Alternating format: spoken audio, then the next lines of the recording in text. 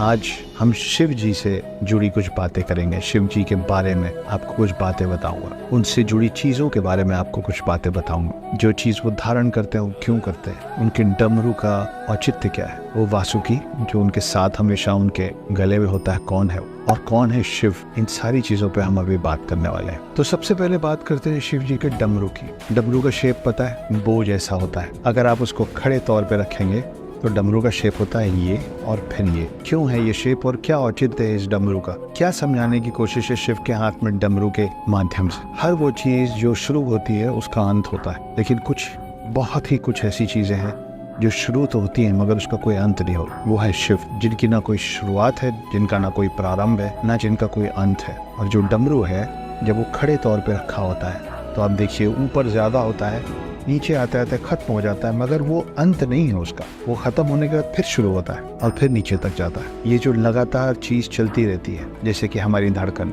लयबद्ध है, यूं ही नहीं है। धड़कन में एक लय है, वो लय है वो डमरू की आवाज। हर वो चीज जिसमें जीवन है वो प्रतीक है उस डमरू का। तो हर वो चीज जो शुरू होती है वो खत्म होती है, मगर ये वो चीज है जो खत्म होके नीचे फिर शुरू हो जाती है। तो शुरू होके खत्म होना और खत्म होके शुरू होना, ये जो लगातार निरंतर न खत्म करने वाली प्रक्रिया है, वो दर्शाता है शिव जी के हाथ का वो डमरू। इसलिए ऐसे बजता है। तो एक बार इधर से बजता है, फिर एक बार इधर से बजता है। क्यों? क्योंकि सृष्टि शुरू होती है फिर खत्म होती है, फिर शुरू होती है फिर खत्म होती है। डमरू को अब आप सीधे के तौर पे मोड़ के रखिए, जैसा आम तौर पे शिव जी के हाथ में होता है। मेरी उंगलियों को देखिए और ये प्रतीक है 4 युगों का, सतयुग, त्रेता युग, द्वापर युग, कल युग और वापस सतयुग। ये जो शेप बना है डमरू का, अगर आप पन्ने पे इसी शेप पे बहुत तेजी से पेन या पेंसिल चलाते जाएंगे तो आपको पता भी नहीं चलेगा कि कब ये शेप पेन से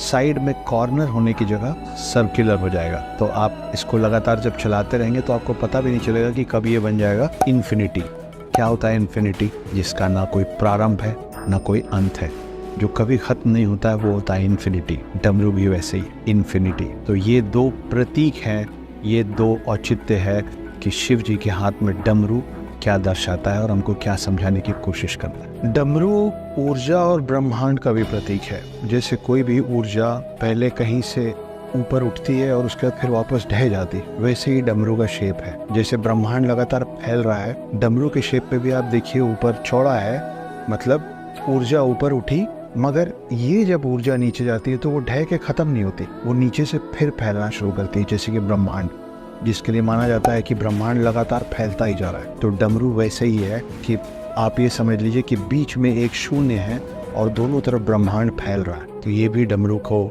देखने का एक नया तरीका हो सकता है। अब आ जाते हैं सर्प पे। शिव जी का सर्प वासुकी। पुराणों में जो सर्प शिव जी के गले में धारण किया हुआ दिखाया गया है, वो सर्पों के राजा हैं, जिनका नाम है वासुकी। कौन है वासुकी और क्या कर रहे हैं वो शिव के गले में, उस पर कुछ बातें करते हैं। तो जैसा कि मैंने आप लोगों को बताया कि वासुकी जो हैं वो सर्पों के राजा हैं और शेषनाग के भाई भी।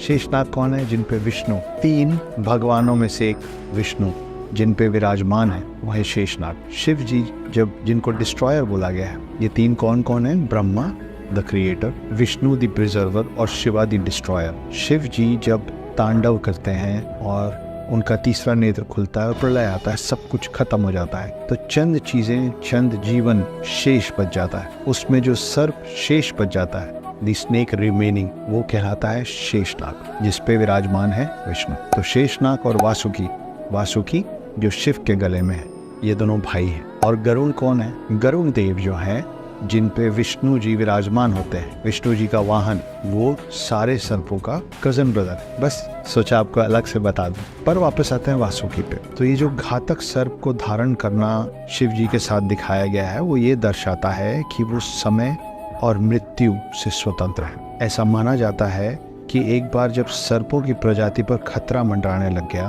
तो शिव जी ने उन्हें आश्रय दिया और तब से वासुकी को आभूषण की तरफ पहनते हैं। शिव के गले का सांप कुंडलिनी का भी सूचक है, जो कि हमारे भीतर होता है सुप्त अवस्था में। ये सारी जो बातें मैंने आपको बताई वासुकी से रिलेटेड, वो सब हमारे अंदर है, क्योंकि शिव भी हमारे अंदर है। तो चाहे हम बात करें उस सूचक की जिसे कुंडलिनी कहते हैं, या इस बात की कि उन्हें आभूषण के तौर पे वो क्यों ग्रहण करते हैं। वासुकी को काल का नाम भी दिया गया है, क्योंकि आपका भी समय कभी अच्छा कभी बुरा बदलता रहता है। जैसा भी हो चलते रहिए। भगवान शिव का जो त्रिशूल है वो अपने आप में भी ब्रह्मा, विष्णु और महेश तीनों को दर्शाता है। क्यों कह रहा हूँ ऐसे, क्या मतलब हुआ इसका? ये जो त्रिशूल के 3 कांटे होते हैं, पहला है ब्रह्मा। क्यों? ब्रह्मांड बनाने वाले ब्रह्मा के मुंह से जो पहला शब्द निकला था वो था ओम। और अब नासा ने ये पाया है कि ब्रह्मांड की जो आवाज है, the sound of Galaxy, the sound of universe, वो असल में ओम है। तो ब्रह्मा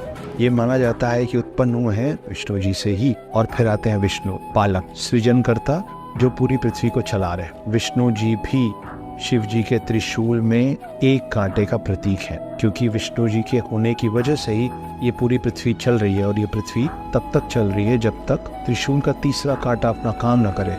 स्वयं महेश जिस दिन वो डिस्ट्रॉयर नटराज रूप में प्रलय लाएंगे, जब उनका त्रिनेत्र खुलेगा, तीसरी आंख खुलेगी और सब कुछ ध्वस्त हो जाए। पृथ्वी और सृष्टि के बनने से लेकर पृथ्वी और सृष्टि के चलने तक और उसके खत्म होते तक, वापस डमरू के शेप में खत्म होने तक और फिर से शुरू होने तक, सब कुछ एकमात्र शब्द है, वो है शिव।